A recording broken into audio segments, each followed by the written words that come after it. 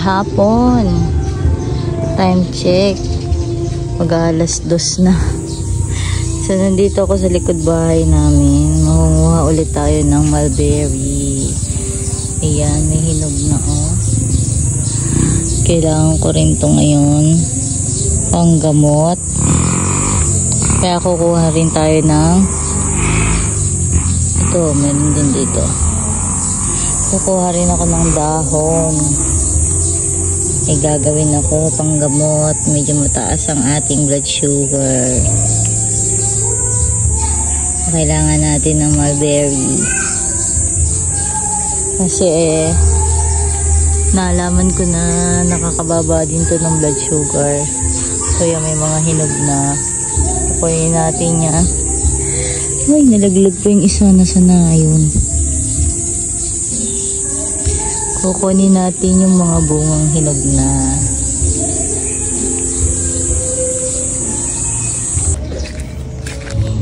Kumukulay kasi sa kamay ko. Kumuha ako ng lalagyan. Ito na yung nakuha ko. Kukuha pa tayo ng iba. Meron pa eh. Saan pa yung nakita ko? Ayun. Ito oh.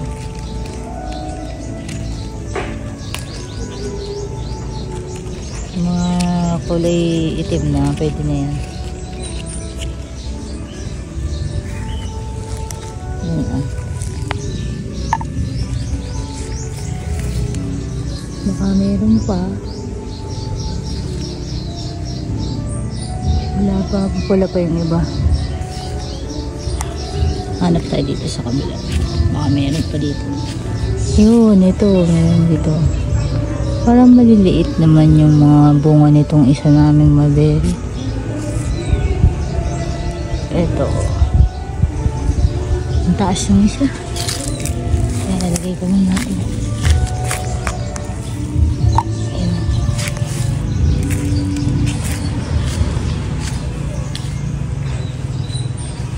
Ay, hindi ko maabot eh.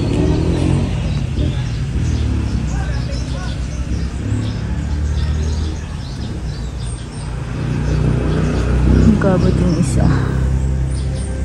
Kalang. Ito, naabot ko na.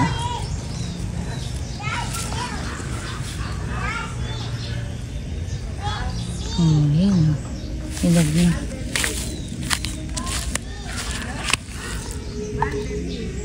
Medyo madami na. Init. Alas 2 nangunguha ng mulberry. Meron pa ba? Teka. Yun. Ay, nakita pa ako dito. Ito. Lan. Ang isa ba pwede na rin. So mangunguha naman ako ngayon ng dahon. Ito pwede na rin ito. Yan. So that's it. Ito na yung bunga. So, kukuha tayo ng dahon. So, i-guide nyo naman ako. Comment down below naman kayo sa pagkuha ng dahon. Kung anong kukunin ko ba. Yung talbos ba o yung malaki. Pero for now, kukunin ko muna yung mga malalaki na. Kuha ko ng malaki na. Mga ganito kalalaki. Yan.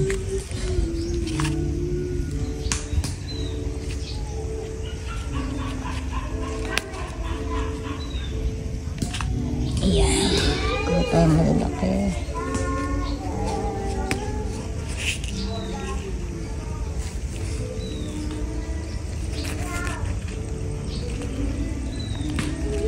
Ayan o.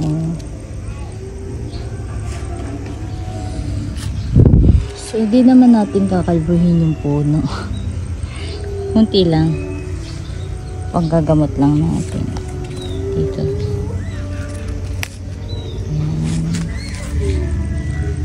May mga langgam pa.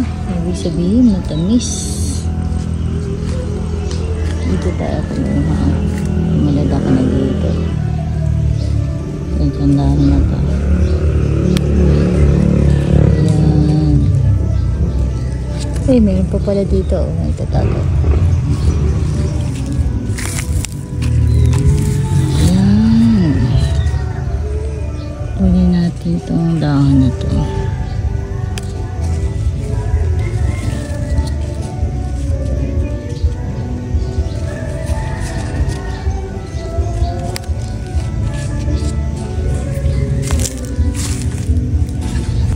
Tingnan pa natin, baka mayroon pang hinog na bunga. Ito.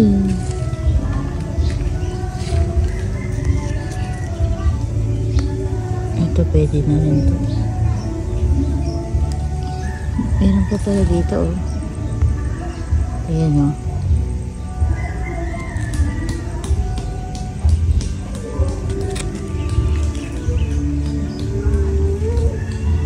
Pwede na rin ba ito? Hindi pa, matibay pa yung tangkay. Hindi pa siya makukuha. Yung si Haring Araw, umiinit. Nakatutok dito sa puno.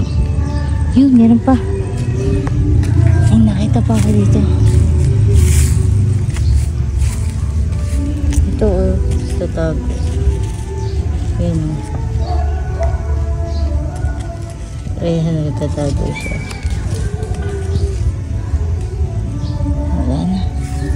Tara na.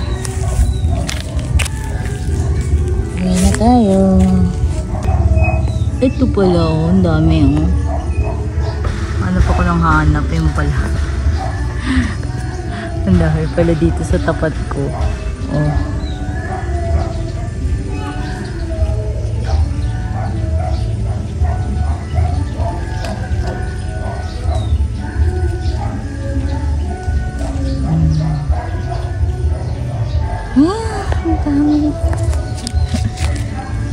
May panlagay na ako sa oats, tapos mayroon pa akong gagamitin sa panggamot. Ayos na. Tara na, uwi na talaga tayo. So, dito na ako sa loob ng bahay. Ito yung mga nakuha kong dahon. Ayan. Tapos ito yung mga bunga. Medyo madami. So, ang ginagawa ko yan, kalimitan pag sa dahon. Ayan, lagyan ko tubig. So, sinabay ko na rin yung sa bunga. Tapos, lalagyan ko ng asin. Para kung may insekto man siya, mamatay na sila dyan.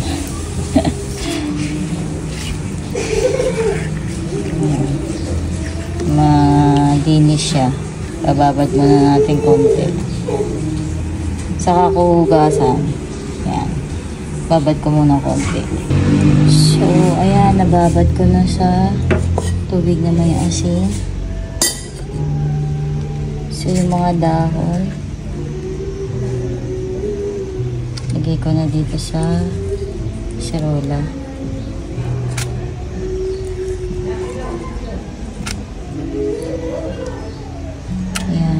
Tapos yung mga bunga, lagay ko na dito sa maliit na lalagyan.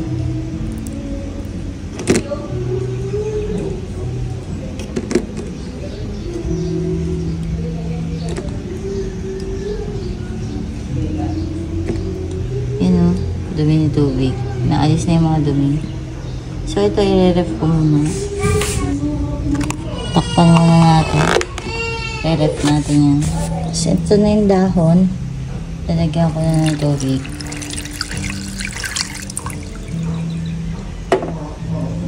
Isang basong tubig. So, papakuluan ko na yan hanggang sa kumutas yung dahon. Papakuluan ko na yan hanggang sa kumutas na yung dahon niya. Ito na, kumukulo na.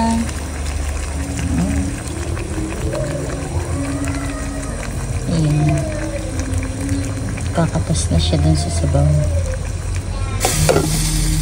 Bakabain lang yan ng mga 2 minutes. Okay na yan. Tapos, papatay natin. Tapos, palalamigin natin yung pinaka-pinagbakuluan. Ito na yung pinagpakuluan. Tatanggalin ko na yung dahon.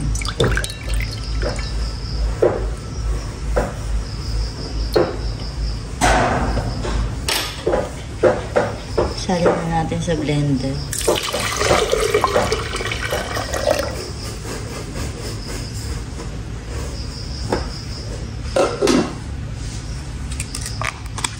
Ito naman yung mga bunga. Tatabi lang ng konti para dun sa mga anak ko. Lalagay na natin.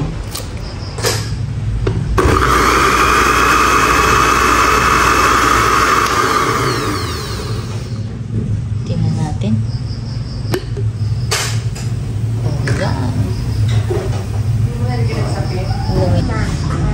Eto na. Para madali.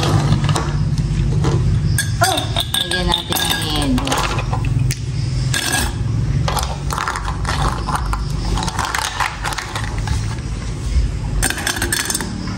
Nalagyan ko sana ng honey kaya lang baka tamanis pa eh. So ito na lang.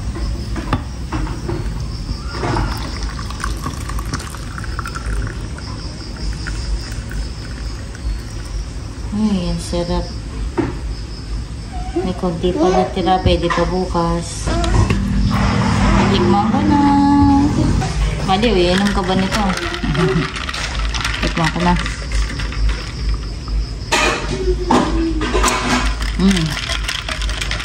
Sarap. Lasang tsaa.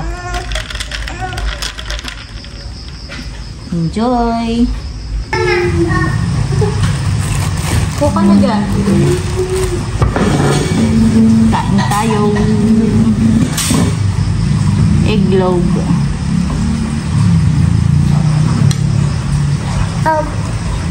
Okay. Wait lang. Long.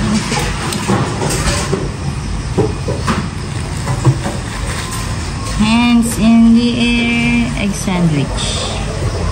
Sorry. Tapos, Ay, yan. mulberry. Tea.